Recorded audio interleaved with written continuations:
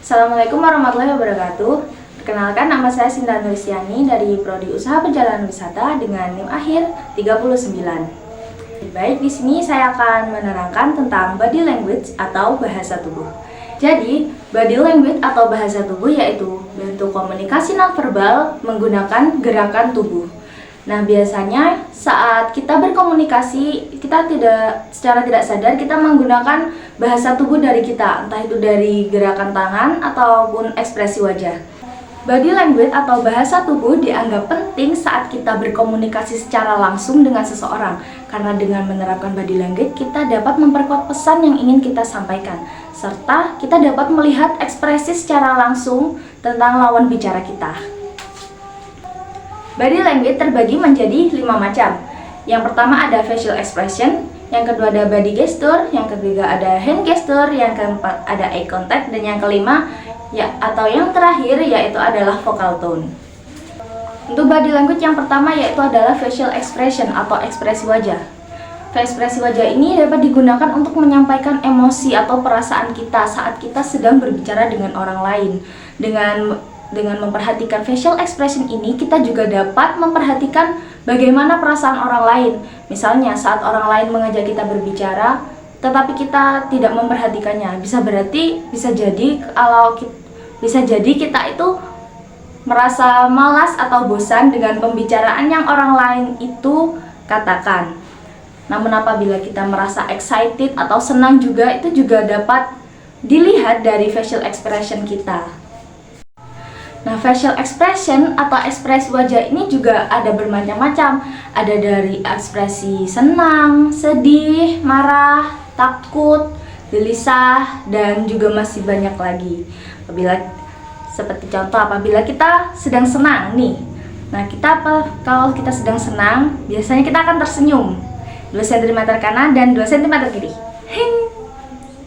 Berarti kita sedang senang. Nah, dengan ekspresi wajah yang bermacam-macam tadi, kita juga dapat membuat pembicaraan menjadi lebih hidup. Beda dengan saat ada seorang yang mengajak kita berbicara, namun kita memasang wajah datar, tanpa tersenyum, tanpa ada ekspresi apapun seperti ini. Nah, kalau seperti itu, maka seorang yang sedang berbicara dengan kita, dia juga akan merasa bingung. Dia ini kenapa? Apakah dia itu senang dengan materi saya? Dia bosan? Ataupun dia malas? Kan kalau seperti itu, pembicara itu atau orang yang sedang berbicara dengan kita juga tidak tahu dan bingung apa yang sedang kita rasakan, seperti itu. Yang kedua yaitu adalah body posture atau postur tubuh. Kita kerap menjumpai orang dengan postur tubuh yang berbeda-beda. Ada yang memiliki sikap tegap dan ada yang memiliki sikap yang sedikit membungkuk seperti ini. Jika sikap tegap seperti ini dan membungkuk seperti ini. Kedua sikap tersebut bisa dilihat perbedaannya. Jika kita bersikap tegap seperti ini, maka kita akan terlihat lebih percaya diri, bersikap keterbukaan dan berwibawa. Apabila kita bersikap membungkuk seperti ini, maka kita akan terlihat terkesan seperti kita sedang malas atau sedang lelah menjalani hari-hari yang berat ini.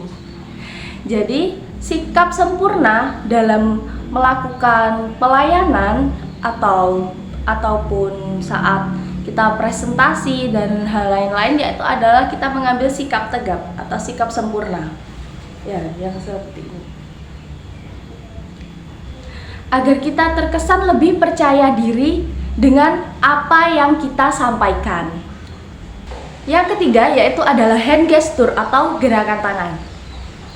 Gerakan tangan ini sangat membantu dalam menyampaikan pesan atau kata-kata dan membantu kita saat sedang berbicara agar lebih terasa rileks dan tidak tegang.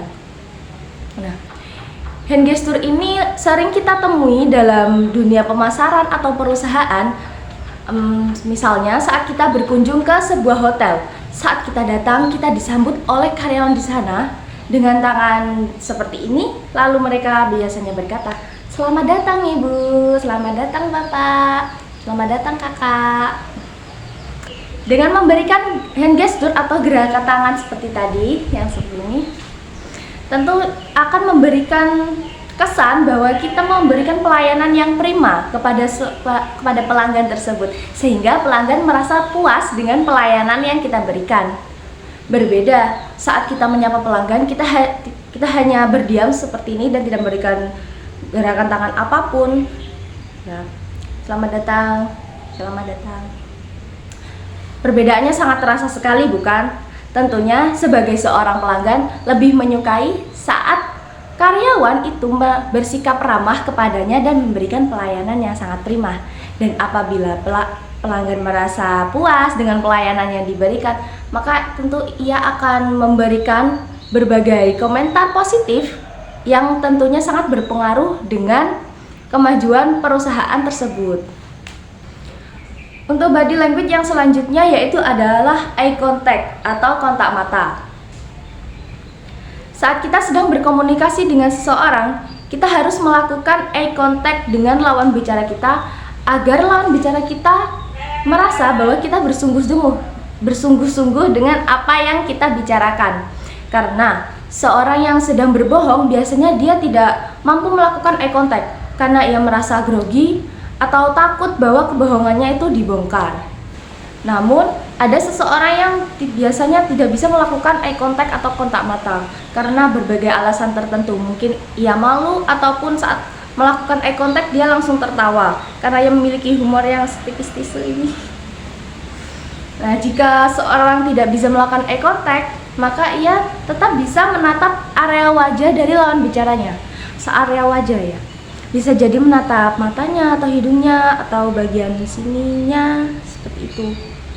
Intinya itu diusahakan untuk menatap area wajahnya agar kita terkesan bersungguh-sungguh dalam menyampaikan pesan yang ingin kita sampaikan.